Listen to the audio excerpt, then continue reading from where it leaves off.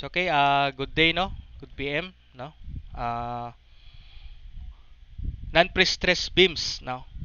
So from the word non-pre-stress, so ito yung mga beams na hindi natin i-consider ang pre-stressing wires, no? So beams lang siya na normal, yung makikita nyo sa common na building.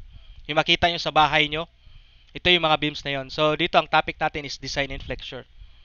So wala na akong time magawa para sa shear design. So anyway, ito naman ang importante rin sa flexure naman, no? So dito, class, since na later meron ako ipapagawa sa inyo na activity, no? Pero study lang yun na activity na hindi na sabihin na pag mag-study kayo hindi niyo na gawin. So ito is para sa singly ano lang, reinforce lang. So wala pa ako nag-ano sa doubly. So kayo na lang mag-study about sa doubly, no? Sa doubly reinforce, no? Sa singly lang tayo dito ngayon. So anyway, proceed tayo. So, meron tayong way of designing reinforced concrete beams or reinforced concrete members, no? First na design natin is pwede yung hindi natin alam yung dimension. At saka pwede rin yung alam natin ang dimension. So, sa practical, no, sa practical sense, pagdating nyo kung magde-design kayo ng building, maganda na alam nyo kaagad yung alam nyo kaagad yung dimension ng concrete beam, no, ng beam. So anyway, yung beam naman yan is either sasabihin yan siya ng architect. Sasabihin ng architect, ganito lang kataas yung natin, yung height ng beam, depth ng beam, ganun, no? H, no, minimum depth, no, yung H. Kasi ang architect kasi siya magsasabi na kung gaano kataas yung beam para ma-design niya mabuti kung gaano kataas yung ceiling, no? Kasi itatago man kasi yung mga beams sa taas, no? Sa taas yan siya ng ceiling, itatago yan siya ng So nakatago yan between the slab, nakatago rin yan between the ceiling. So sa NSCP, buti ang NSCP nagbigay siya ng minimum depth. So meaning ng minimum depth, hindi naman ibig sabihin na pag yun ang lumabas na number, yun ang gagamitin natin na depth. So mas maganda kung mas mataas. For example, naglabas na minimum depth 200 mm. So mas maganda na 450 mm yung yung depth mo or 500 mm. So wala nang problema yon. Ano nyo lang yan. Tatanungin nyo lang yung architect kung tama ba yung 500 mm or 450 mm. So pag nag-okay siya yung architect, which is yun naman pala ang design sa building, no, para hindi magtama sa ceiling, so okay na siya. So this is just the minimum depth, no. Hindi ibig sabihin na ito yung sundin nyo pag So ibig sabihin minimum pag 200, hindi kayo pwede magamit ng 150 mm. So gamitin nyo talaga isang mas greater sa 200 mm kung yun ang lumabas dito. So ito siya, itong table na ito class, no, para lang to sa normal weight concrete saka sa FY na may 420 MPa. So dito lang tayo mag-focus, no, sa normal weight concrete at saka sa 420 MPa. Ito lang example natin ngayon kasi para hindi masyado complicated. So pag ang kanyang yield stress, no, for FY hindi 420 MPa, no. Ito ang gamitin na formula, no. I-multiply nyo lang ito sa kung anong kalabasan dito sa minimum, no. So anyway, kayo na lang magbasa sa NSCP, meron naman yan, nandoon naman yan. So ang ginawa ko dito, gi-summarize ko na lang, nandoon yan sa so may mga letter, may nakasulat pa yan doon sa So may mga sentence pa yan na nakasulat doon sa NSCP, no. Check nyo na lang, nandito naman yung code, no, 409, nandito naman yung section 409. So for example, FY mo is nasa 550, hindi siya 420. So 0.4 plus 550 over 700. Yung dito, yung result dito, i-times nyo dito. No. So multiply nyo lang. So for lightweight concrete naman, hindi siya normal weight. So ito naman ang formula. So kung saan mas mataas, so either 1.09 o 1.65 minus 0.003 normal weight ng weight ng unit weight ng concrete, no. So either 1,440 o 18,440, no. So anyway, ganyan lang naman. Wala naman tong kaso. No? So ita-times nyo lang kung saan mas greater dito sa dalawa, yun ang gamitin nyo, yun ay ita-times nyo dito. So anyway, minimum depth lang ito para sa checking ito. I-check lang natin kung nakapasa tayo sa NSCP, yung sinabi ng NSCP, no. So para lang to sa non-pre-stress beams, ha. Wala pa tayo sa pre-stress. So sa sunod na lang yun. So next, kung meron tayong minimum depth meron tayong minimum width, no? So itong picture na to class, kinuha ko to kay McGregor J, White J, no? Uh, Reinforced Concrete Mechanics and Design, no? So sa page 201, kung i-open nyo yung libro nyo, nasa page 201, no? Anyway, wala naman sinabing minimum width para sa sabi ng NSCP, no? Pero practical purposes, dapat yung width nyo kasya yung mga bakal sa loob. Hindi kayo pwede magsabi na width na ganito, tapos nag-design kayo ng concrete, hindi naman pala kasya yung mga bars, yung mga bakal sa loob. So, paano mo ano yun? Paano mo gagawin yung beam na yun kung hindi naman kasya? So, take note, i-consider natin tong concrete covering. So, kung beam naman yung kanina sa materials, no, not exposed to weather or in contact with ground, no, hindi siya exposed sa weather at saka hindi siya contact rin sa ground. So, minimum concrete cover is 40 mm para sa beam, no, or 1.5 inch. So, kung ano itong 1.5 inch, nasa 38 mm lang, pero 40 mm kasi yung ginano natin. So, round up tayo sa pataas. So, meron akong formula na ginawa dito, no. Kung i-check nyo to siya, nandoon lang yan sa libro. So, kayo na lang mag-aral kung ano dito. So, first, we have the concrete covering. So, ito, no. CC, tawagin natin concrete covering CC. So, ito yung CC. So, ito kasi naka-English siya. So, 1.5 inches, no. CC, no. Then, i-add natin itong maliit. Ano yung maliit? So, yan yung, diameter ng stirrups. So, ang stirrups, no, itong part na ito. So, ito yung stirrups. No? So, yung stirrups, no? Yan yung hahawak sa shear. Kung itong bakal, itong 1, 2, 3, 4, 5, itong 5, sila yung hawak para sa flexure. Sila yung mga bakal para sa flexure. So, itong problem natin is para sa flexure lang. Pero pagdating sa actual talaga na beams, meron talaga tayong stirrups ito. Yan. So, sila ang para sa shear, no? Kasi may shearing kasi nararamdaman talaga ang beam, no? Hindi lang flexure. So, flexure at saka beam, no? Flexure at saka bending na mga stress, no? Next, meron tayo itong tinatawag na maliit, oh. Itong maliit na part, no? Ito siya. So, ito siya, no? Yan, yung maliit na part. So, yan, na formula. Then, after that, kung meron tayong tatlong bars sa isang linya, no? Ibig sabihin, tatlo lang bars. Then, meron tayong limang diameter niyan kasi ang formula niyan is 2n minus 1, no? For example, kung may may dalawa kang wala naman kasing isang no? Guys, walang isang bakal sa beam. So, minimum talaga yan dalawa kay para malagyan natin ng stirrups kasi kung isa lang, hindi tayo masyado makalagay ng stirrups. No? So, dalawa ang minimum na bakal sa isang linya. No? So, sa first layer, no? Or second layer, or kahit saan na yan. So, kung may tatlo tayo, 5 rin yan. 1, 2, 3, 4, 5. So, ito yung ginawa ko na formula, no? So, 2n minus 1. So, kahit i-check nyo yan siya, 2n minus 1 yan. So, for example, dito, tatlo. 1, 2, 3. So, tatlo. So, 2 times 3 minus 1. So, 5. 1, 2, 3, 4, 5. So, 5 ang kanyang equivalent na diameters ng bars. So, ito siya is diameter ng stirrups. Ito, diameters naman ng bars. No? Then, proceed tayo sa next hanggang sa matapos natin ang kabuuang length from dito to dito. No? So, another naman yung maliit. 2ds minus 0.5 dB. So, formula yan siya. No?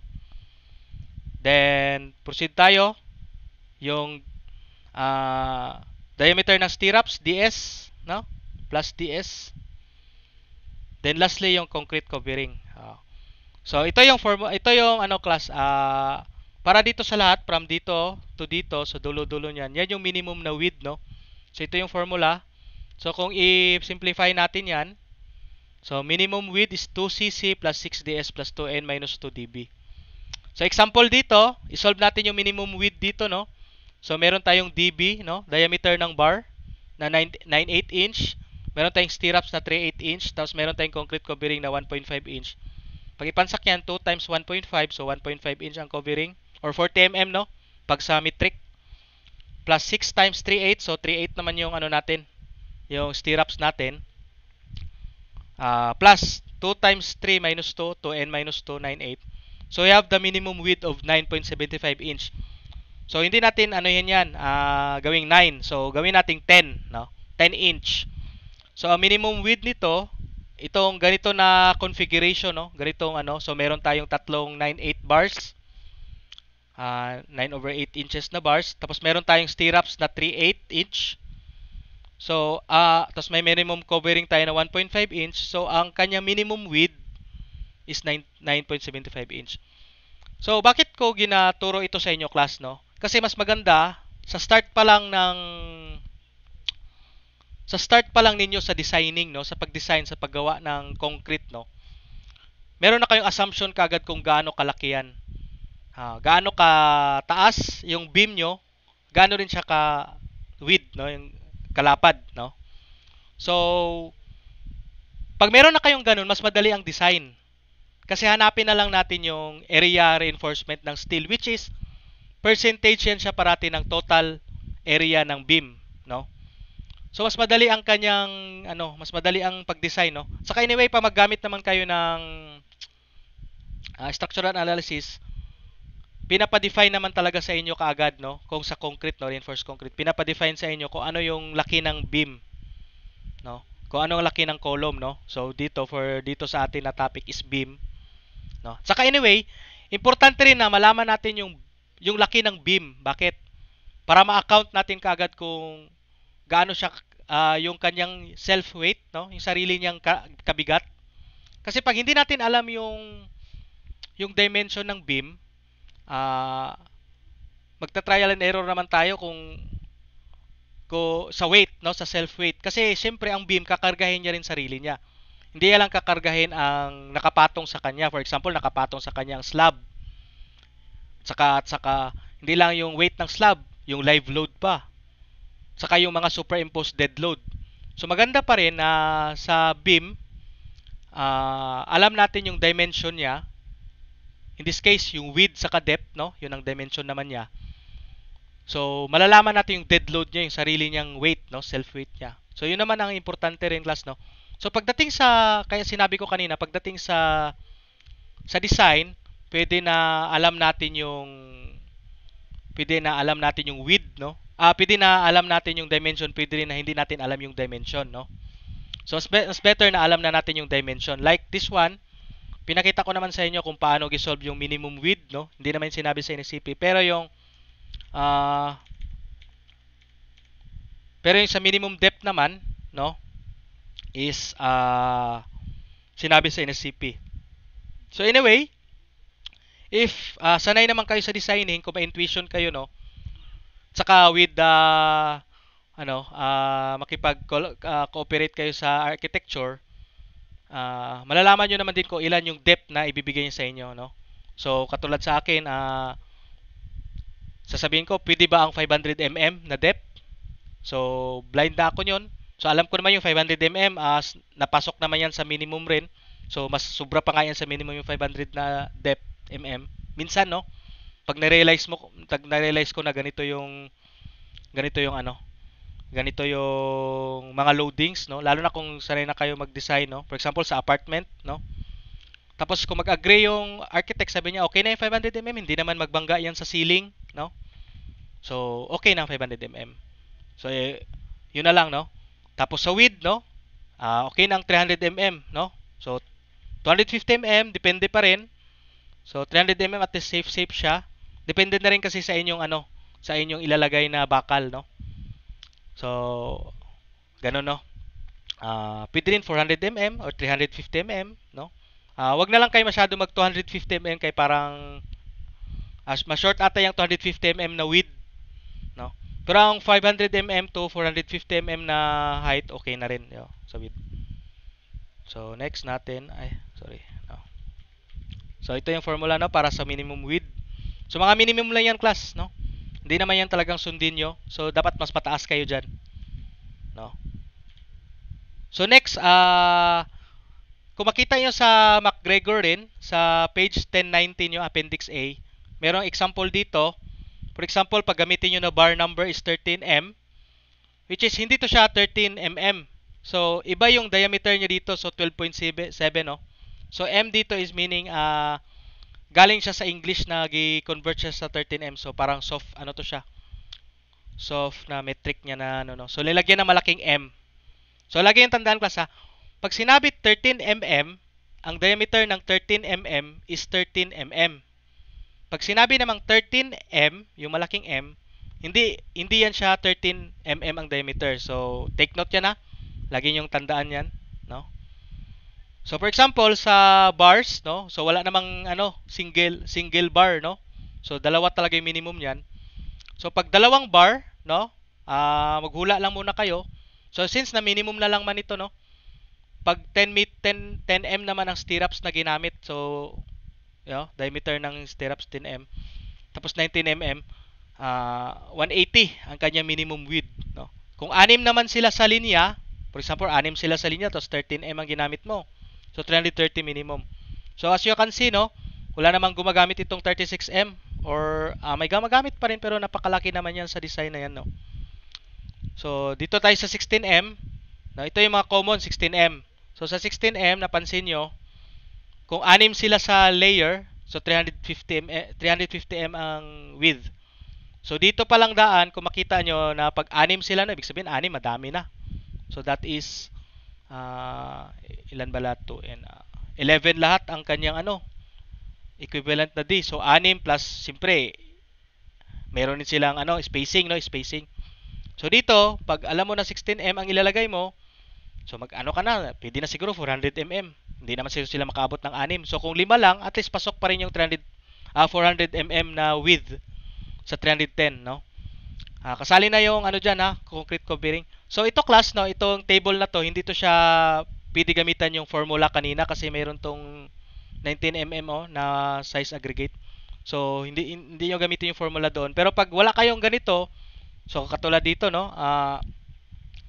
ano lang siya, nakafix siya sa ganito na table, no, is hindi siya magamitan yung formula kanina. So pero kung wala kayong ganun, gamitin niyo na lang yung formula. So anyway, kayo na lang mag-check nito, no. So doon sa libro ni James McGregor sa ni White, no, page 1090 appendix A, no. So nakatabular siya kanina, naka-formula, ito nakatabular, no. So meron tayong pinagkaiba sa H sa letter D, no. Yung H, yun yung depth, no. Depth yun siya, yung H. Meron man tayong tinatawag na effective depth. So yung H kasi, yun na yung whole na depth ng buong concrete, which is kasali na doon yung concrete covering. So hindi naman kasi na pag-design natin kasi sa beam, no? Pagdating sa design, hindi naman kasi natin i-consider yung concrete covering. Pero sa actual talaga, kailangan natin na may covering talaga. Hindi pwede na walang covering para yan sa durability ng bakal, no? So for this one, yung concrete covering niya, hindi natin isasali. Tapos yung depth niya is hanggang dito sa centroid ng mga bakal, no? So anyway, may centroid bandi dito. Pero ito na kasi yung sinabi class, no? Hindi rin to nakasabi sa NSCP pero kinuha ko to sa kay McGregor. Pag isang layer lang ang bar, for example ito, isang layer, ito na yung minimum na effective depth niya, H-65mm. Ganito kasi yung class, no? Ganito ang maganda sa pagiging civil engineering, no? Although mako-compute talaga natin yung tamang sagot, pero doon tayo sa practical side, no? Itong H-65mm, ito na yung sinabi nila sa ano, kasali ng concrete covering dito. So 40mm na concrete covering, then plus 15mm para sa kahit ano-ano pa. Yung hanggang dito sa gitna, no? So since na minimum naman siya, hindi naman ibig sabihin na ano, na ito rin ang sundin nyo, no? So sa actual practice, no, wag natin masyadong pataasan ang depth, no? Kasi minsan pag sa actual, no, for example, nagbuhos tayo ang formas or yung formworks, no? Kung alam niyo yung formworks, yan yung diyan yung ibubuhos para yan magporma, no, sa beam. Kung na-design natin yung formas na yon para sa 500mm lang o 450mm, sabi natin 450mm. Pag nagbuhos kasi tayo, hindi talaga eksakto yan siya na ano, na minsan 450mm. Meron talagang bungkig yan minsan, no. Lalo na kung pagdating sa actual na ano, sa scenario, no. So yung D doon maaring pwedeng magliit, no. Mas maliit ang kanyang depth, no. Tapos for example, ano naman ang problema doon pag mas maliit ang depth. So, dinesign kasi natin yung building na yun, dinesign natin yung beam na yun para sa depth na mas mataas. So, kung mas maliit yung depth na nagawa natin, so parang iba na siya. So, in short, dito ang point to dito is wag nyo i-overestimate yung depth pagdating sa itong effective depth, no? So, tamang-tama lang itong H minus 65 mm. No?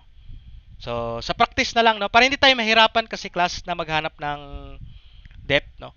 Although maganda talagang eksakto, pero pagdating sa praktikalan, hindi naman talaga madali, hindi naman talaga masunod yun, yung gusto nating masunod. No? So, H minus 65 mm, sapat na yan para sa 1 layer ng tension reinforcement. So, dito. So, 1 layer. Pag 2 layers siya, syempre, since na dalawang layer niya, H minus 95 mm, napansin nyo, pag 2 layers, mas mababa na yung D, no? So, ito na yung giset forth ng libro ni James McGregor. So, sundin na lang natin yun. At saka anyway, pagdating nyo rin sa actual talaga na practice, nasa inyo naman yan, anong tawag doon? Nasa judgment nyo na yan. Kaya, ang napakaganda sa ating civil engineering, no? Hindi tayo mapapalitan ng robot kasi may judgment tayo. Ang robot kasi is, although may mga artificial intelligence, pero yung judgment natin hindi mapapantayan, no? Iba pa rin talaga yung pag-iisip ng tao. So nasa judgment na natin 'yan. So this is just a guide, no? Kaya ang tinuturo ko ngayon is for practical purposes, like for example, minimum width, minimum depth, tapos minimum effective depth, no? So kung ano yung nakuha natin na H, minus lang natin 65 mm pag isang layer. So tayo na lang mag-isip, sabihin natin isang layer lang siguro 'yan. So minus 65. Pag napansin nyo naman is gagamit ako ng bakal na ganito, pero parang mas marami siguro talaga akong bakal na gagamitin. So, instead na 8 sa isang linya, kasi kapag 8 mo ito, 8 mo sa isang linya, wala na, masyado nang malaki yung width mo dapat. So, ang gagawin mo, kung 8 ang malalagay mo na bakal, i-double ko na lang siya, i-double layer ko na lang. So, 4 dito, 4 rin dito. Diba? So, okay pa rin yun.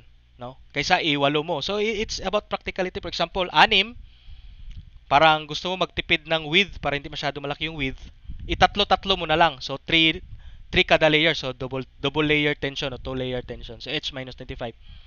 Pero anyway, sa actual practices, kung hindi masyado malaki yung building nyo, hindi masyado malaki yung structure nyo, hindi naman makakaabot yan ng 8 or 6. Unless na lang kung gagamit kayo ng mas mababang bakal. Pero anyway, yun nga sinabi ko, pag nakabot na siya ng 6 o 8, taasan nyo na yung diameter ng bakal na gamitin nyo. Pwede nyo gamitin 20 mm na instead na 16 mm. So, mababawasan pa yung number na yun. So, ganun lang, no? It's about judgment na natin, no? So, ituturo lang dito yung mga formulas, no? Kung paano natin i-compute yung mga minimum steel reinforcement. So, kaya yung sinabi ko, no, yung first meeting natin sa reinforced concrete, no, dito sa structural 2, hindi ko na kayo ipapastructural analysis. Gagamitin nyo na lang ETABS. Pero, ganito may example ako mamaya, no? Meron kasing sinabi yung NSCP na pwede tayo magamit ng simplified method ng analysis. Since na almost lahat naman ng mga frame structures, lahat ng mga building, continuous beams naman halos lahat yan, no? So, galos ganun naman kasi talagang building ang frame, di ba? Continuous beam siya. No, alam niyo naman kung anong continuous beam sa structural theory niyo, no? So, continuous beam siya. So, nag-provide ang NSCP ng simplified method. So, makita yan sa 406.5. So, doon yung natitingnan, no? So, pwede natin makalculate yung MU at saka VU. So, anyway, para sa mga principles of steel design dyan, no? Ang MU at saka VU, no? Alam naman kasi ito siya ng structural design na, no? Yung sa structural 2. Ito yung tinatawag na, factored moment, no? Factored moment saka factored shear. Kinuha yan sila lahat doon sa load. Kasi ifa-factor natin yung load. So anyway, itong problem na ito is para lang sa gravity loads. So hindi siya applicable kung meron tayong earthquake loads, may wind loads. So para lang siya, ang purpose lang nito is para makita natin ba, para makadesign tayo ng simple. So anyway, kasi ang structural, ang lateral loads naman is, ang hahawak naman talaga yan is ang column, no? Sila naman talaga yung pero although part ng frame pa rin ang beam, which is naapektuhan siya ng lateral loads, need pa rin talaga na i-apply ang earthquake loads. Pero for the sake of practicality, yun nga sinabi, no? Para mas madali, no? Kasi yung panahon dati, wala pang mga computer, saka hindi naman talaga lahat pwede gamitin ng computer. Yun ang lagi yung tandaan, class, no? Hindi pwede lahat, pwede siya gamitan, pero iba pa rin talaga yung marunong kayo sa computer, marunong pa rin kayo sa mano-mano, no? So ito siya, structural analysis, hindi to yung sa theory, no? Merong binigay na method, no? So ito siya is applicable lang tong method na to pag na-satisfy niya tong lima, A, B, C, D, and E, no? So first na satisfy niya, dapat members is prismatic. Ibig sabihin ng prismatic, along the length, no? Along the length ng isang span, ng isang beam, dapat same ang kanyang dimension from point 0 to point L, no? From 0 to whole span. So same ang kanyang dimension. Square siya, rectangular siya o square siya. Rectangular naman siguro talagang ano. Rectangular siya, tapos yung dimension niya dito sa una hanggang sa huli, uniform. So yun ibig sabihin ng prismatic, no? Members are prismatic. Next, dapat yung load niya are uniformly distributed. So anyway, for practical purposes naman din talaga tayo, no? Pero sa actual talaga na loading, ang kinakarga talaga ng beam is kung naturo sa inyo ng structural theory nyo. Pero hindi naman kasi talaga natin, hindi ko, kahit ako ayoko nung gina-practice yun. Trapezoidal or rectangular kasi. Triangular ang load, no? Ganun kasi yung pag-distribute, lalo na pag square, no? Pag two-way slab saka square or rectangular yung ano, o square yung beam, no? Ganun. Pero dito kasi mas safe kasi kung uniformly distributed, no? So, obviously, yun din ang sinabi dito sa simplified method, dapat uniformly distributed. Next, dapat yung live load, no? Less than siya sa 3 times dead load. Pag mas mataas yung live load sa dead load, hindi pwede. So hindi natin pwede makagamitan. So later may example ako na pwede gamitan natin ang simplified method, which is nakapasya dito sa 5. Then letter D, so there are these 2 spans. Kasi kung hindi siya isang span lang, hindi siya continuous. So bawal siya dito. So ito siyang method na kasi ito is para lang sa continuous beams, no? And one-way slabs, no? So there are at least 2 spans, no? At least may dalawang span, no? So in short, ang pinaka-minimum niya, 2 beam na span, span nga tinawag. Then meron tayong tatlong support, no? So ganoon ang continuous beams, no? So meron tayong tatlong support, no? So last is yung mas maganda sana yung span natin is equal. Pero sometimes may mga span na hindi magka-equal. So kung hindi sila equal, at least yung longer span, no, hindi siya lalampas sa 1.2 na shorter span. For example, yung mas mahabang span, hindi sila equal. So yung shorter span, example lang, wala naman kasi talagang ganito na span. So 1 meter yung shorter span. Then yung longer span is 1.5 meter. So hindi pwede yon kasi greater siya sa 1.2, no? Pero kung ang longer span is 1.1 or 1.2, tapos ang shorter span is nasa 1 meter, then okay pa. So pwede na siya gamitin. Pag naghaba na siya yung isa, hindi na pwede gamitin ang continuous itong method na to. So halos naman lahat, no, ng ibang mga continuous beams, lalo na kung mag-design kayo ng hindi naman halos lahat, pero depende rin kasi talaga yan siya sa floor plan, no. Halos equal naman din, no. Halos equal naman din ang mga span, no. Depende na lang kasi sa architect rin kasi na magde-design ng floor plan, no. So dito naman para sa for your sake gravity loads, no. Dalawa lang ang gravity loads, no. Meron kasing ibang gravity loads rin, yung for example roof load para sa slab. Pero anyway, doon tayo mag-focus lang sa normal na na gravity loads, no. So dalawang load combination. Kung walang live load, 1.4 dead load lang. Pag may dead load sa live load, 1.2 plus 1.6. Anyway, saan dito mas mataas? So, pwede natin hindi consider ang live load. Titingnan natin kung mas mataas itong 1.4 dead load or itong ganito na combination. 1.2 dead load plus 1.6 live load, no? So, whichever is greater. So, anyway, ito muna sa beam, no? Sa sunod, ituturo ko na lang sa inyo sa NSCP, no, yung mga different loadings. Which is, saka na lang yun. Unahin mo natin yung mga importante. So, beam, no? At least kayo, marunong lang kayo ngayon mag-design. So class, ito nasa chapter 5 pala yung gagawin natin, no? Chapter 5 doon sa James McGregor na book, no? So ito yung tinatawag na simplified method. So kung tingnan nyo yung table 406.5.2 at saka table 406.5.4, naka-table yan. Mahirap siya ano ba? Ano dun? I-drawing sa ulo kung hindi nyo makita talaga. So ako ang ginawa ko, instead na ilagay ko yung table kasi hindi nyo maintindihan, mahirapan kayo maintindihan yon. At least itong kay James McGregor at saka James White, nag-provide sila ng picture, no? So we have this tatlo, no? A, B, C, D, no? So ito terminology, no? So dali lang muna dito tayo, no? Kung sa span class, ito lang yung kukunin natin na length ng span, no? Yan yung length na span na kukunin natin. Sa given kasi minsan, gitna ng column to gitna ng column, yan yung binibigay na na length, no? Pero yung kukunin natin na span, hindi natin isali yung dito sa gitna, span yan, no? So ima-minus natin ito.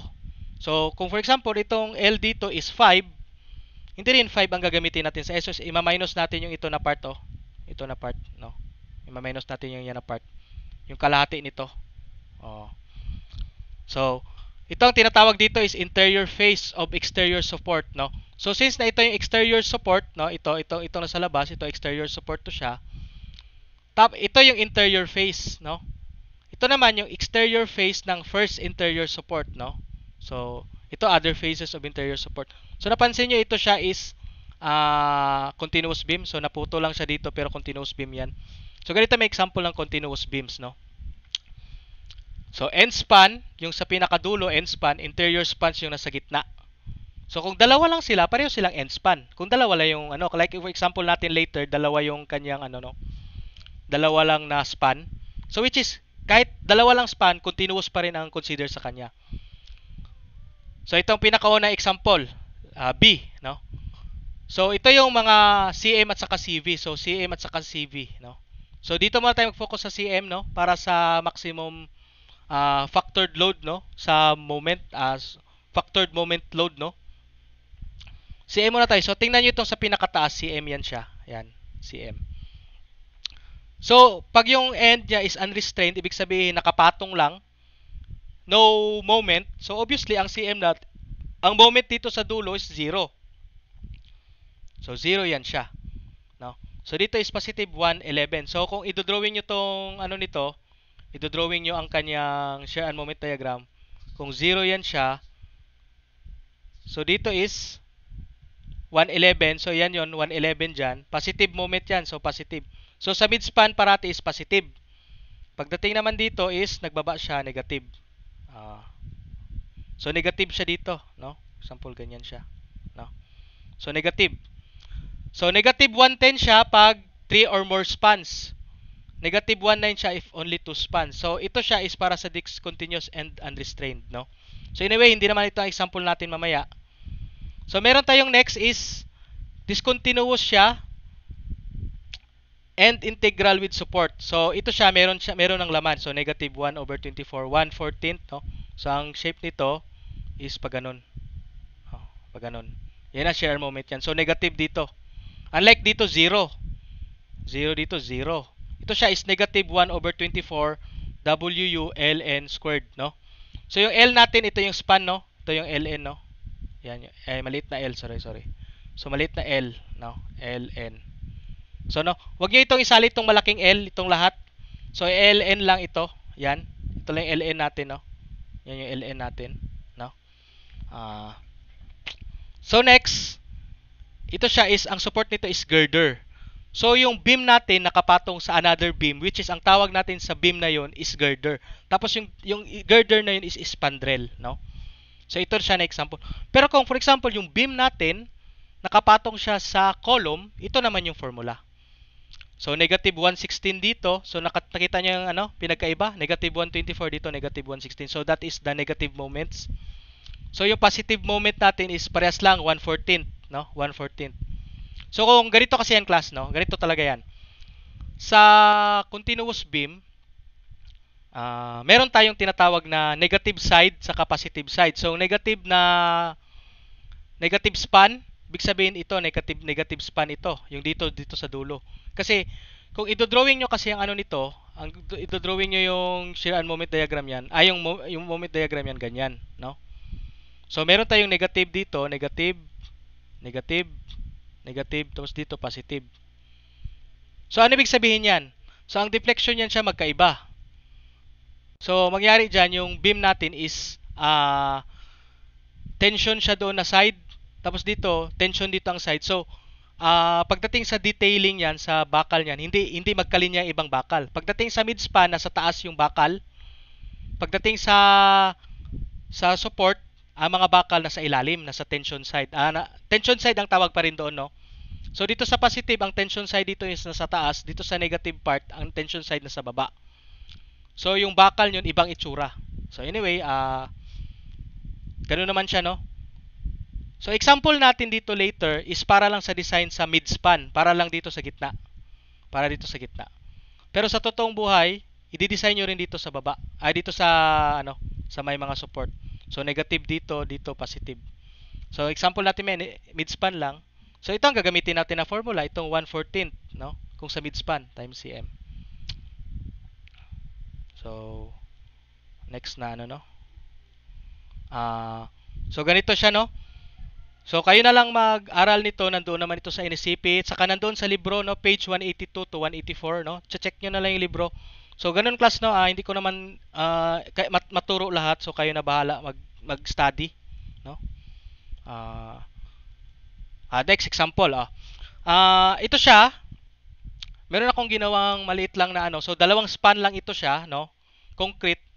So, makikita nyo mamaya, given, meron tayong 4 kPa, which is live load, no? Ito yung sa mamaya. Then, meron tayong superimposed dead load, no? 9 ang niya, 9 kN.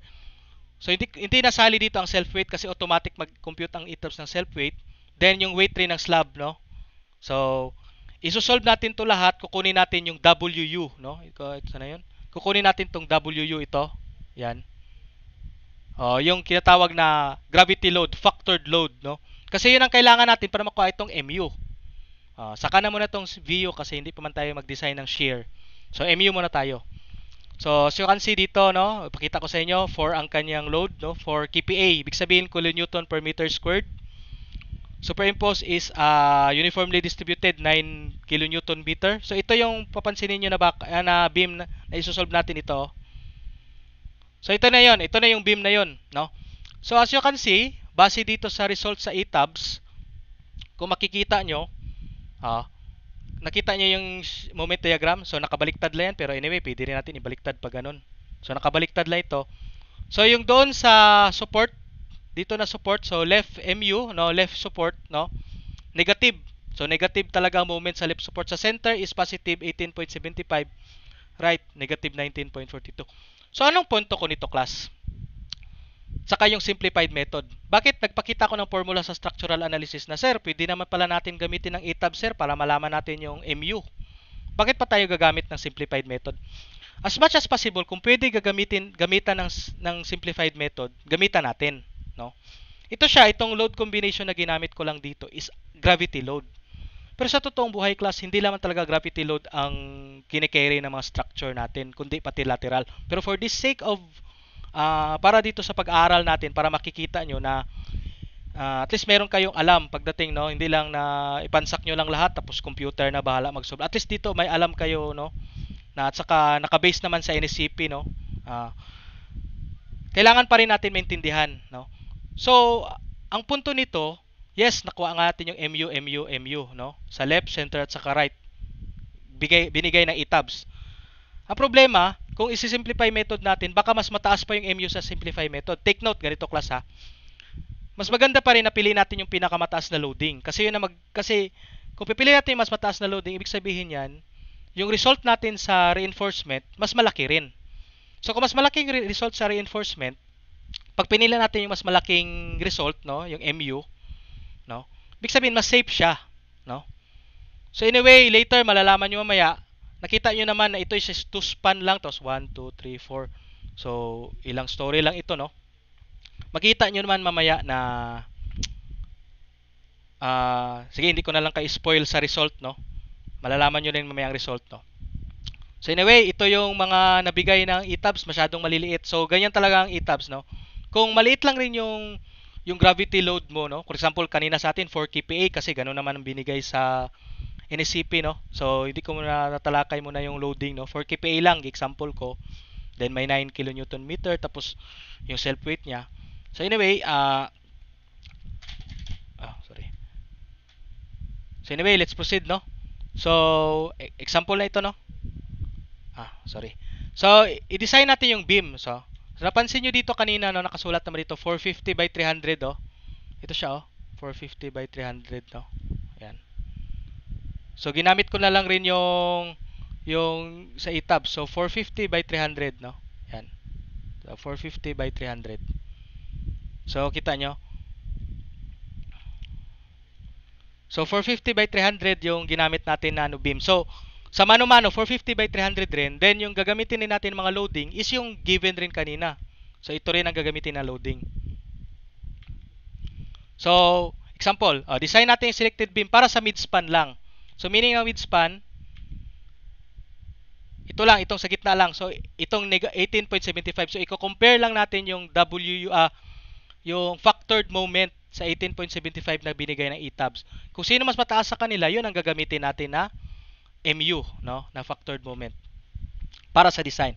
So ito yung floor plan. So ito yung beam, no? Ito yung beam, yan, oh, yan yung beam. Yung nakita niyo nagagalaw diyan. So ito is 4 meter tapos yung kadugtong niya doon sa likod is 4.5 meter. 4.5 meter. So ito siya is siyempre since nasa labas siya, kalahati lang ng 4.5 meter ang kakargahin niya para sa live load saka sa slab. So L natin is 3.7. So, 'di ba? Since na 4 meter siya, hindi kasi natin sinali yung doon sa may column. Kaya na 3.7 na lang siya. 'Yun yung span. So, wag natin isali yung thickness rin ay yung kalahati ng column ng poste, no? So, maminusan siya ng ng 0.3. So 3.7 kasi ang column ko doon is 300 mm by 300 mm, no? So kalahati ng 300 mm 150 sa kabila, 300 mm kalahati din sa kabila 150 mm. Then 4000 mm minus 300 mm, that is 3700 mm or 3.7 meter. So sundin lang natin yung sinabi ng NSCP 21. So anyway, iba naman yung ginamit ko rin doon sa ETABS pero wala namang itong F-prime set saka FY, no. Doon lang man yan sa So anyway, yung weight man din kasi na doon sa materials ko yung 4000 PSI, although 4000 PSI siya, nasa 23.56 kilonewton per meter, which is gagamitin naman din natin yun ngayon sa sa weight, no. So same lang man din ginamit ko na property sa ETABS saka dito, no. 23.56 kilonewton per cubic meter ang unit weight ng concrete, no. So sa dead load, yung sarili niya muna, yung kakargahin niya na sarili. No, paano ba kukunin yung paano ba i-convert ito sa kilonewton per meter kay para magamit natin yung simplified method, gagawin natin sila uniformly distributed load. So pasado na siya sa isang condition which is 2 or more spans. So dalawang span siya pwede natin gamitan simplified method pero i-check natin. So next natin dapat lahat sila naka-uniformly distributed load para magamitan natin sila simplified method. So since na ito 450 mm by 300 mm yan yung dimension. So for 50 meters, convert lang natin sa meters, no? 0.3 meters, so cancel. So maiwan na lang is kilonewton meter. So this is the uniformly distributed load para sa dead load para sa kanyang sarili. Next, yung dead load naman ng slab. So hindi ko na napakita sa inyo yung load ko doon sa slab is 200 mm. So 0.2 meters, no? Then kalahati ng 4.5 ito lang, no, kasi nasa labas naman siya unless kung nasa loob ka, for example ito kay may dugtong pa doon, whole 4.5 meters na. So 4.5 meter times 2 over 2, sorry. Then 23.56. So ang result natin 10.602 kilonewton per meter. So dalawa ng uniform load natin. Next yung live load which is 4 kPa. So ang kPa is kilonewton per meter squared. Times natin doon sa kalahati nito. So 9 kilonewton per meter. So we have the live load na uniformly distributed. Then last yung given sorry, hindi ko nasulat. Wait lang . So sorry na, wala ko nasulat dito yung ano, yung sa superimposed dead load, no. So superimposed dead load, no. No. So sa superimposed dead load, that is 9 kilometer, no. 9 kilonewton per meter, no.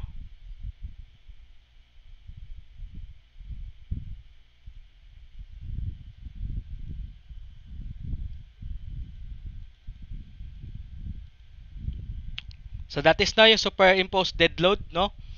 Yung nakapatong na dead load. So ano ba yun siya? Pwede ano, pwede bakal, pwede pwede bakal, sorry. Pwede wall, no? So 9 kilonewton per meter. So given yan kanina, no? Yan yung uniformly distributed. Kung nakita niyo doon sa GIF kanina, yung GIF, no? So next natin i-check is kung yung L, no? Yung live load is less than sa 3 times lahat ng dead load. So 68.35 lahat ng 3 times dead load. So obviously, LL is less than 3. So magamit na natin ang simplified method. So nakapasa siya doon sa 5. So since na yung katabi niya na continuous na beam naman is na span is also 4 meter. So equal sila ng span length, which is pwede natin gamitan ng simplified method. Hindi siya greater than 1.2, no? So yun yung ano. So in short, yung ABCDE na-satisfy niya. So pwede natin siya gamitan ng ano, ng simplified method. Pag hindi natin pwede gamitan ng simplified method, yung result na lang sa ETABS ang gamitin nyo, class. So anyway, hindi naman nagkakamali yung result doon, no, sa ETABS, no. So try muna natin yung 1.4 dead loads, no. Yung mga 1.4 dead loads, so wala pang live load. So ang result yan 31.90 kilonewton per meter. So next, i-try natin yung combination na dead load sa live load na naman. So ito siya. So gipula ko na siya kasi siyempre obviously mas mataas talaga parati ito.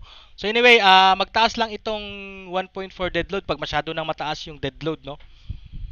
So ito is mataas siya, no. 41.74. So instead na gamitin natin 31.90, gagamitin natin 41.74. Kung saan sa kanila ang mataas, class, ha, yun ang gamitin nyo. So minsan kasi is nasanay tayo sa sa structural tool nyo na at least natapos nyo naman kasi yung principles of steel, no.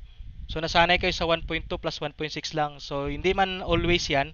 So i-try nyo rin yung 1.4 dead load, no. So anyway, dito nakalabas naman dito is 41.74. So ito ang gagamitin natin na WU. So compute na natin yung factored moment o MU. Yun kasi ang gagamitin sa design. So ito yun, no. Ito yung sinabi ko sa inyo. Ito yung gagamitin natin since na column kasi yung naka ano doon, so column. So since na ang gagamitin natin is sa center span, yung sa pinakagitna. So 114 ito ang gamitin natin. Bakit 114? Syempre nasa labas kasi siya, no. This is the end span. Ito kasi interior span tong 1/16 sa loob, kay naputo lang yan diyan. Pag nasa dulo kasi yan, dulo-dulo na yan siya. 1/14 ang kanyang cm, no. So obviously kanina since na dalawa lang sila na span, pareho silang end span, walang interior span. So ang interior span is 1/16. So 1/14 gagamitin natin. So ito yung formula, di ba? MU equals to CM WU. So may WU na tayo. Factored load 'yon, no. So ito yung factored moment. So yung factored load natin 41 kanina, di ba? Yung na-compute. Times L. So ilan yung L natin? 3.7. So 1/14 yung CM. So compute nyo yan. So ito siya, no, formula. Okay. So meron tayong MU na 43.82. Compare doon sa result sa ETABS, that is 18.75. So napansin nyo, masyadong mataas ang sa MU dito. Why? Kasi itong simplified method, no, itong moment coefficients, dinesign to siya based sa gibigay to siya based sa 2D, sa planar, no. Pag plane kasi na structure yung i-design mo, syempre, mas conservative talaga siya compare sa 3D structure. Ibig sabihin ng conservative, mas ano ba yung conservative? Parang mas ka dyan ba, mas mataas talaga parati yung ganyan, yung mga conservative na bagay, no? Mas siya, mas safe siya, hindi man ganun, mas safe siya. So ito kasi siya is sa plane, no, sa 2D. So ibig sabihin ng 2D, wala ang other support, hindi siya naka 3D na structural analysis. Yung 18.75 kilonewton per meter kasi na factored moment, no? Doon sa ETABS, naka 3D kasi yun, no? So ganoon naman talaga ang totoong buhay. Pero since na tayo as civil engineer, gusto natin yung practical na buhay, no? For example, hindi tayo maggagamit ng computer software. So ito ang gagamit natin, simplified method. Basta nakapasa lang siya doon sa limang criteria kanina, no? Yung A B C D E, nakita niyo. So anyway, kita niyo naman, mas malaki talaga 'to, no? So 40.82. So ito ang gagamitin natin instead itong 18.75. So don't worry, pagdating sa kung papadesignin kayo ng building, pwede naman nyo gamitin talaga yung sa ETABS, no? Okay naman yun, no? So ang pinaka main point naman kasi talaga dito, pagdating nyo sa practical na buhay, pagdating nyo, is makuha nyo lang talaga kung ilang bakal ang meron sa loob. Nakuha nyo naman yung size, nakuha nyo naman yung dimension. Diba? Dito, example dito kanina, 450 mm by 350, by 300. So nakuha nyo naman yung dimension nitong given. So ang problema, hindi man pwede na na yung concrete lang, buhos lang, since tinawag siya reinforced concrete, may bakal talaga. So i-compute natin yung bakal sa loob. So ito yung kailangan natin makuha para ma-compute natin yung bakal sa loob. So proceed tayo kung para malaman natin kung ano yung bakal na makuha natin. So pinakauna natin, estimate natin yung area of tension steel. So kayo na lang mag-study class doon sa kay yung example na binigay doon sa libro ni James McGregor sa chapter 5. So studian yung chapter 5 later, no? So hindi naman assignment 'yun, hindi naman activity 'yun, pero nasa sa inyo na 'yun siya, no? T-beam yung binigay doon, T-beam. Dito naman sa atin is beam lang. So hindi siya T-beam, no? So ang pinakauna natin, kukunin natin yung pinakaunang estimate ng tension steel. So ito siya, may sinabi yung NSCP naman sa section 409, no? Minimum na area ng steel. So we have this one, letter A to siya na formula. So kung i-compute nyo ito, so walang given. Ang given lang, ipapansak nyo lang yung 300 tapos depth, di ba? Yung depth is H minus 65. Nag-assume lang kasi tayo ng one layer lang ng tension, isang layer lang kasi, yan naman talaga i-assume natin, no?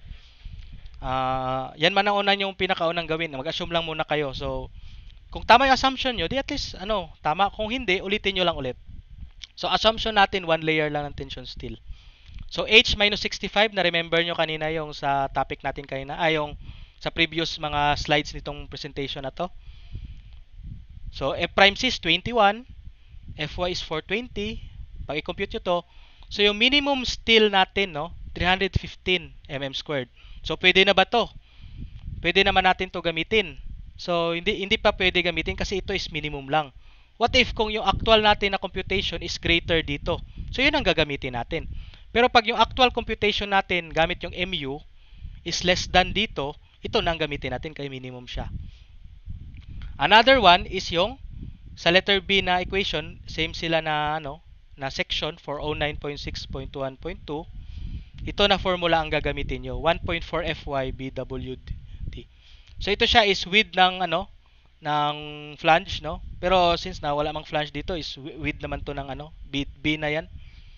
So 1.4 over 420, so 385. So ito, hindi natin to gagamitin itong AS min dito sa taas. Kasi mas malaki na yung isang minimum na area ng steel, 385 mm squared. So last is yung actual talaga na steel niya, reinforcement, kung minimum ba siya, hindi. If hindi siya nakapasa dito sa dalawa, so itong dalawa ang piliin natin kung sino mas mataas. So ito na, obviously, itong 385 mm squared na ang piliin natin kung mas mababa. Pero tingnan natin, ha. So class, gamitin natin yung 18.75, gamitin natin yung 40. Pero dito 40 lang ipakita ko sa iyo. Yung 18.75, yun naman yung result sa ETABS, no? So yung result natin dito kanina is 40 point, ilan yan? 40 point something yung MU. So i-compute 40.82. So ito yung formula, no? Ito talaga yung formula. So ito yung formula, class, no? Para sa first estimate lang, no? So meron tayong ditong letter J, no? Ang tawag dito is yan yung moment arm, no? So JD. So yung J natin diyan is 0.90 yung J, no? Ito yung J, no? So practice na kasi yan siya, no? Kung babasahin nyo rin sa MacGregor doon sa libro niya, 0.90 yung J. So para lang to estimate, para makuha natin itong AS. Kasi ang purpose nito, para makuha natin mamaya yung letter A, yung tinatawag na shear block, no? So anyway, ito na. So 40.82 kilonewton meter. So i-convert natin siya sa newton sa kmm kasi lahat naka-given sa newton sa kmm. So 420 MPa, ang 420 MPa is just newton per mm squared. Then ang D natin is 450 by 65 mm, no? So ang result niya is 311.66 which is mas mababa dito, no? So ang gagamitin natin ngayon is ang 385 mm squared na. So hindi natin gagamitin tong 311. Ibig sabihin mas mababa siya kaysa sa minimum na minimum na steel, na tension steel, no. So napansin nyo class, 18 ang gamitin natin yung given sa ETABS or itong 40.82, minimum pa rin yung result niya. So anyway, kasi ganun lang kasi kasimple yung building natin kanina, dalawang span tapos maliit lang na building, kaya maliit lang din talaga ang ang kailangan na bakal. So nakakuha na tayo ng AS. So kukunin natin yung AS. Gagamitin natin ngayon yung AS, itong 385 na. So although hindi natin nagamit itong 311.66, nagamit naman natin itong 385. So yan naman kasi yung minimum, no. Pag mas mababa yung result natin sa minimum, so minimum gamitin natin. Kaya nga tinawag siya minimum. So 385. So kung confident kayo class, no, na minimum naman talaga yung design nyo, for example, nag-design kayo ng 2-story building tapos nakita nyo, itong beam na ito wala masyadong kinakarga. Hindi masyadong kinakarga. So wag na kayo mag-compute ng MU.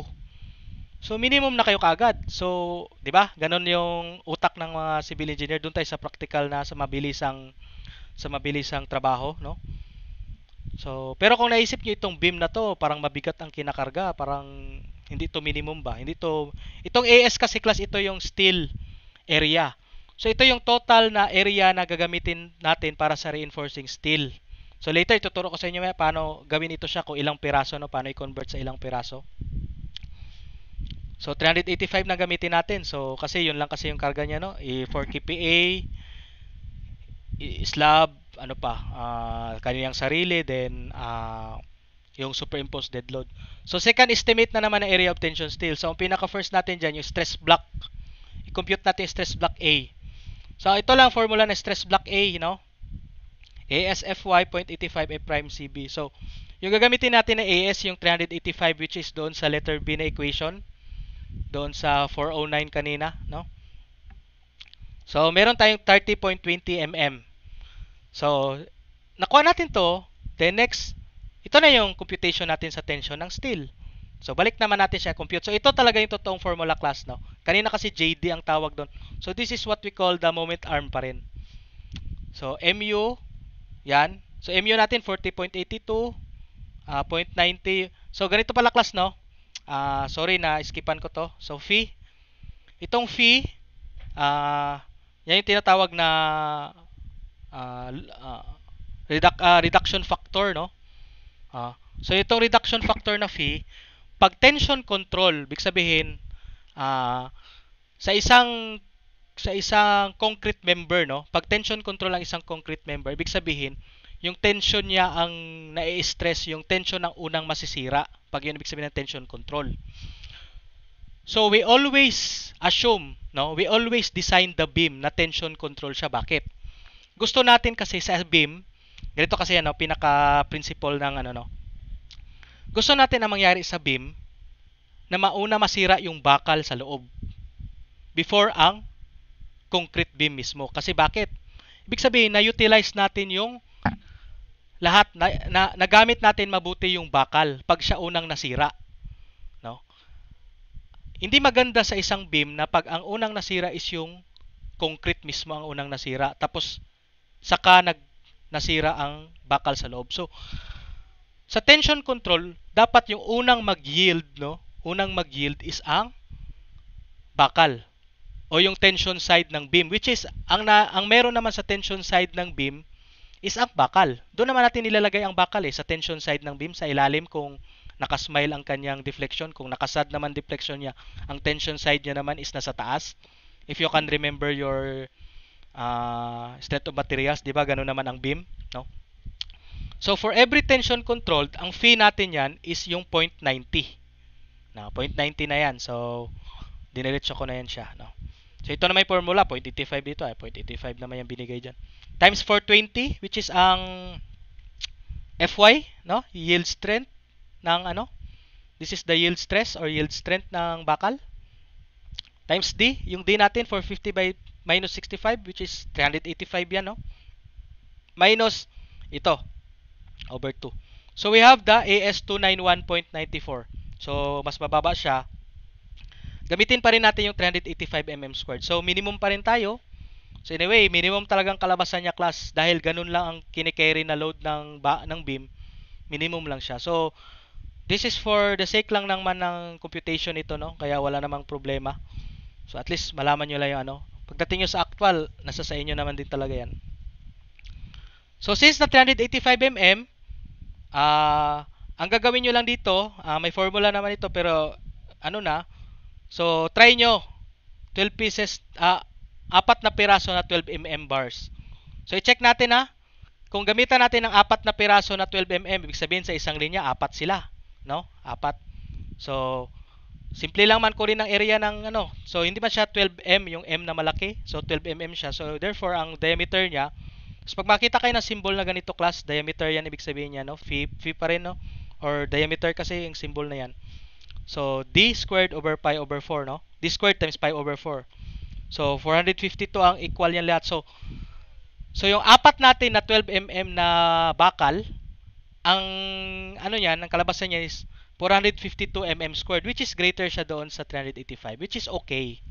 So, okay na ito. Ito na yung answer natin.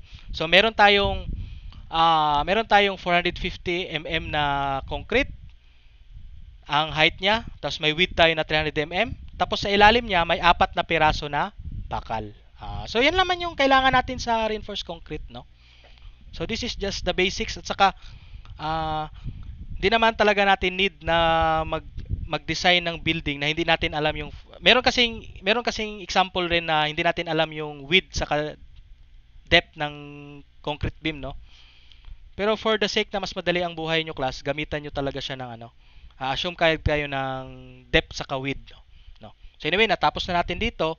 So ang gagawin natin, i-check na lang natin. So number 1, i-check natin lahat, no? Pinakauna natin gawin is ang i-check natin ang required strength. So pinakauna yan, bago natin ma-check yung required strength, kailangan natin i-check yung kung tension controlled ba yung beam. So first, compute natin ulit yung stress block. Pero yung A na nagagamitin natin, iba na. Kasi iba naman yung AS natin. So, yung AS natin is 452 na, no? So, ito na yung AS na gagamitin, 452 na, hindi na 385. So, iba na rin yung A natin, yung stress block natin, no? So, ang stress block natin is 452 times 420. So, 35 na. Kanina, 30.42. Ngayon, 35 na. So, next, i-compute natin yung C. Kasi dito sa C, dito natin malalaman mamaya. May formula rin kasi dito para malaman natin kung tension control siya. So, simple lang ang C, no? Stress block divided by beta sub 1, no? So, meron din yung given yan. So, i-ano nyo na ito, 0.85 na lang assume nyo dyan. So, yan talaga yung beta 1. So, hindi ko na may graph ito siya. Kung ano yun, magbago yung 0.85. Pero ito naman kasi talaga yung normal, no? So, 41.71 mm. So, check mo natin kung mag-yield yung tension steel. So, pag nag-una nasira yung bakal, yung tension steel, yung sa ilalim sa tension, pag nauna nag-yield yung sa tension side, okay siya. So, yun ang magandang beam, no? Lagi yung tandaan, class, ang magandang beam, mauna masira ang bakal. Yun na. Inulit-ulit ko na kasi yun talaga yung magandang beam. So, i-check natin yung tension steel.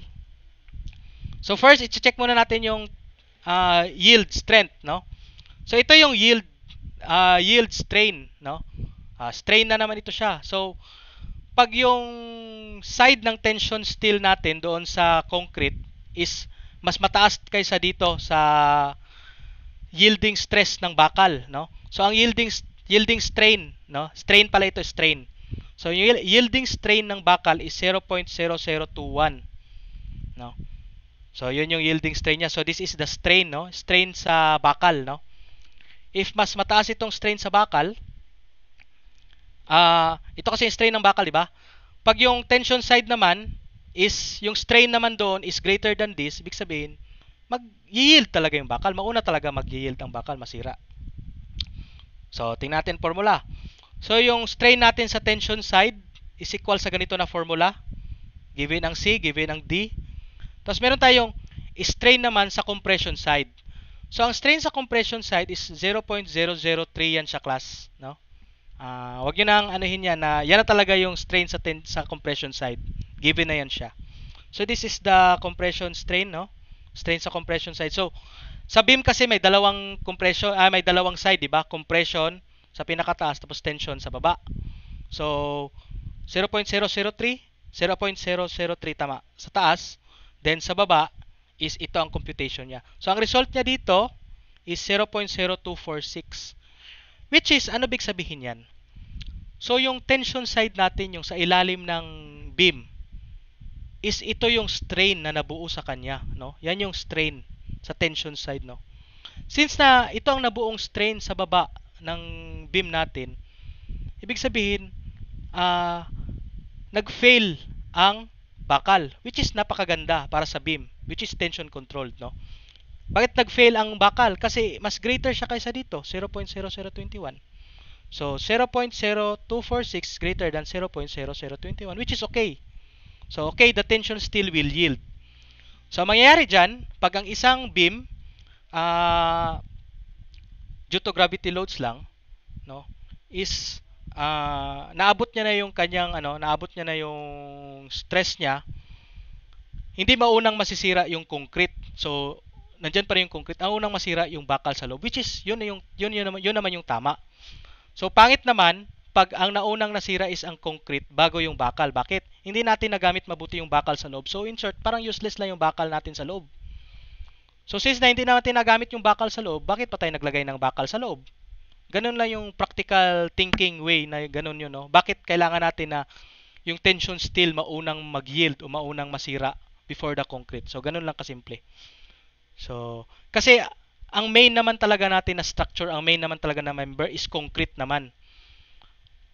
Yung konkreto naman talaga yung pinaka-main natin. Tinulungan lang siya ng bakal. So yung bakal, ang una dapat masira kasi siya ang nagatulong doon sa concrete. Hindi pwede na yung concrete unang masira bago yung bakal. So useless yung bakal. Hindi siya nakatulong mabuti sa concrete. Kaya siya tinawag reinforced concrete, no? So ganun na yung pinaka-simple. Anyway, I hope na naintindihan nyo to. Then since na okay siya, pwede tayo makaproceed doon sa nominal strength, no? Mahanap natin yung required strength na. So since the beam is tension controlled now, pwede natin gamitin yung section. So ito ang formula, class. So halos the same pa rin. So nominal strength natin, no, is 62 million, no? Kung i-times mo to lahat, 62,751 Newton mm pa. So convert natin siya sa kilonewton meter. So that is 62.75, which is greater sa 40.82.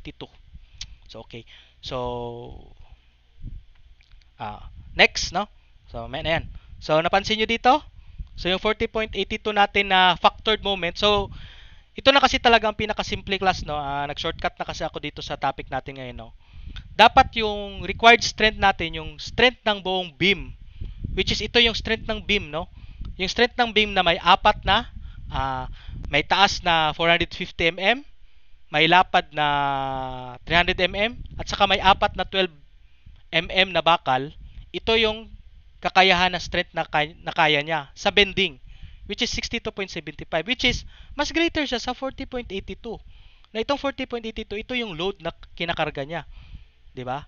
So pag ibig sabihin, ito yung kakayahan niya, so kaya niya pala itong 40.82, which is okay. So okay siya, no? So next, check na lang natin yung mga minimum width, minimum depth. Baka pag ipatayo natin yung ma-short tayo, no? Baka pag ilagay natin yung mga bakal, baka ma-short tayo sa width. So i-check lang natin, no? So sa depth muna, since na siya, no? One end lang yung continuous niya, no? Yung hindi siya sa gitna, no? Yung isang end niya continuous, yung isang end niya hindi. So ito ang gamitin na formula. So nakita niyo to kanina doon sa pinakauna natin na pinakaunang slide ata ito, no? So 3.7 meters. So i-convert ko lang sa 3,700 mm. Mm yan class, sorry. Mm yan. So dito ko na lang isulat mm, no? Mm. Yan. So 3,700 mm yan siya. Divide nyo sa 18.5, that is 200 mm, no? Which is yung given natin kanina is 450 mm. 'Di ba? Sinabi ko sa inyo, no? So 450 mm sa inyong sariling judgment lang, parang enough na ata yan sa minimum depth, no? So next is ang ang width na naman, minimum width. So ano minimum width natin? So ito yung formula sa minimum width, dalawang concrete covering, 6 na diameter ng stirrups to n-2 dB. So ang stirrups natin is 10 mm. So ganun lang gawin nyo class. Kung meron kayong reinforcement, for example 12 mm, yung stirrups nyo mas mababa lang ng isang kudlit. So mas mababa sa 12 mm na bakal is 10 mm na bakal. So yun ang gamitin natin para stirrups. So ito yung example lang natin stirrups. Pero pag 12 mm naman na stirrups gamitin nyo, anyway, paras naman yan. So ang diameter ng bar natin is yung 12 mm, di ba? No? So ito yung formula. So 2 times 40, yung concrete covering, 10 stirrups, tapos 4 na bakal. So 4 tapos 12. So ang minimum natin 212 mm, which is less than sa 300 mm, which is okay. So pasado lahat, no? So ito na lang gawin nyo, study chapter 5, 6. So yung topic natin ngayon is chapter 5. Yung topic natin sa sunod, chapter 6 is yung sa shear na, paglagay ng stirrups. Pag natapos natin yun, okay ng beam. Then proceed tayo sa column. Pag natapos natin column, okay ng column. Then proceed tayo sa slab, then okay na slab. So, yun naman talagang kailangan nyo ngayon para makapagawa ng bahay. Marunong kayo mag-design ng beam, marunong kayo mag-design ng column, marunong kayo mag-design ng slab. Then next natin is yung detailing na, ibig sabihin na detailing kung ano yung mga position ng mga bakal sa loob, gaano kahaba, gaano kataas. So, dahan-dahanin lang natin yun, no? So, next week tayo mag-meet.